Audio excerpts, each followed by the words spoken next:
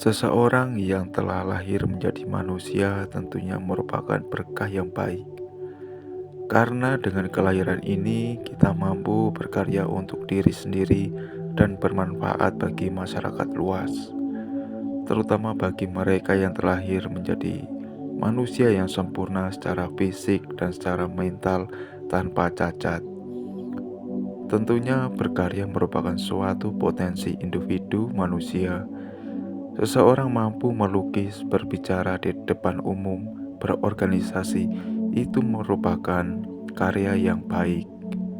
Beda halnya berkarya menjadi pencopet, menjadi penjahat, yang korupsi untuk kepentingan dirinya sendiri, juga menjual narkoba. Karya yang berdasarkan pada istilah seni yaitu sentuhan nurani.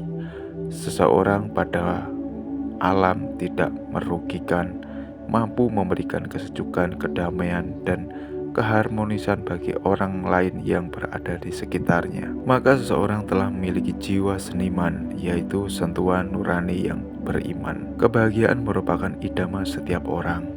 Namun terkadang yang menjadi masalah adalah mencari letak kebahagiaan itu. Hal ini akan memunculkan konsep di mana letak suatu kebahagiaan. Tidak sedikit manusia mencari kebahagiaan yang bersifat sementara, mencari kebahagiaan di luar diri dengan mengejar keinginan-keinginan. Seperti contoh, seorang yang memiliki keinginan memiliki motor baru. Setelah mendapatkan, rasa kebahagiaan muncul. Rasa kebahagiaan itu akan muncul, eksis, lenyap, lalu keinginan merubah bentuk, modifikasi. Setelah itu kebahagiaan muncul, eksis, lenyap, dan muncul lagi. Kebahagiaan menambahkan hal lain, ini dan itu. Tidak lama kemudian akan bosan dan muncul keinginan lainnya. Terus demikian, dan di mana letak kebahagiaan yang permanen, yang tidak akan berubah. Kebahagiaan yang dicari di dalam kehidupan bermasyarakat terhadap menimbulkan konflik secara jasmani dan batin, sehingga manusia dikatakan ternodai oleh perbuatannya sendiri. Apabila seorang kasar, congkak, menghasut, menipu, licik, dan tidak mau berbagi pada orang lain. Juga kemarahan, kesombongan, keras kepala, keinginan jahat, licik, angkuh. Inilah yang membuat manusia ternoda. Bukan karena makanan, berkelompok dengan mereka yang jahat. Inilah yang membuat manusia ternodai. Tak membayar hutang, bergunjing, bersaksi, berdusta, juga berbuat jahat seperti itu kepada orang lainnya.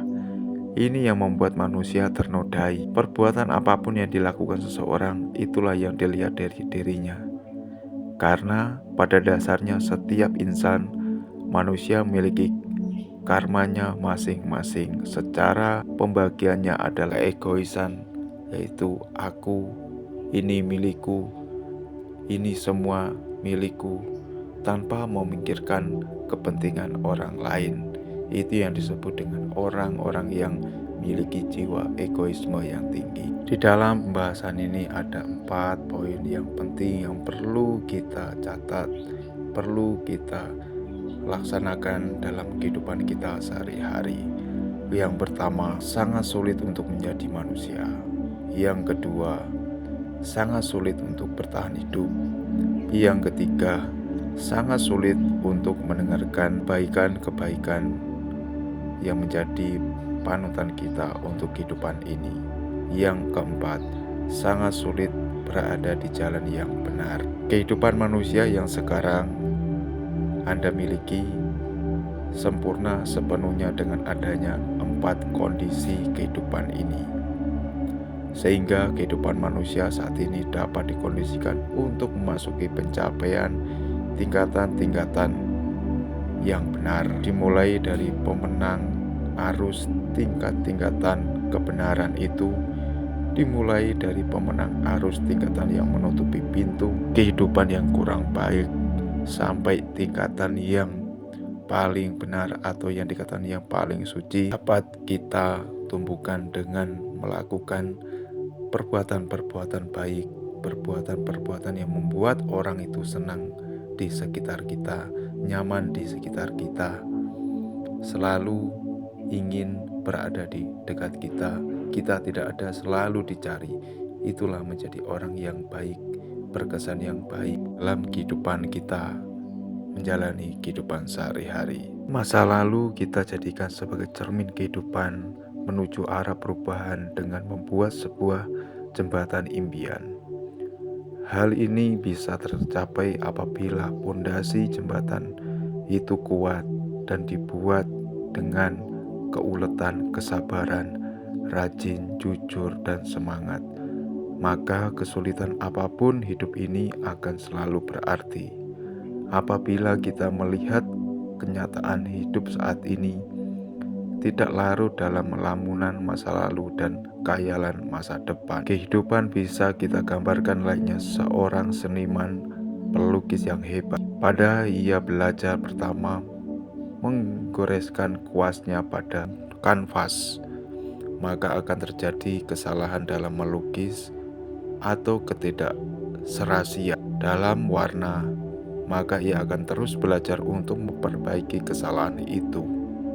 Sebaliknya, bagi seorang seniman pelukis yang hebat, yang telah pandai, maka goresan-goresan warna lukisan akan tampak kelihatan indah. Meskipun sewaktu saat ia salah dalam memberi warna pada gambarnya itu, dia tidak akan kehabisan akal untuk berkreasi perbaiki kesalahannya dengan teliti, sehingga keindahan lukisan itu terjaga dan tidak mengurangi nilai keindahan dan nilai jual lukis itu. Selayaknya kita harus seperti itu, belajar dari kesalahan-kesalahan, karena kesalahan-kesalahan itulah yang akan mengajarkan kita untuk menjadi yang benar.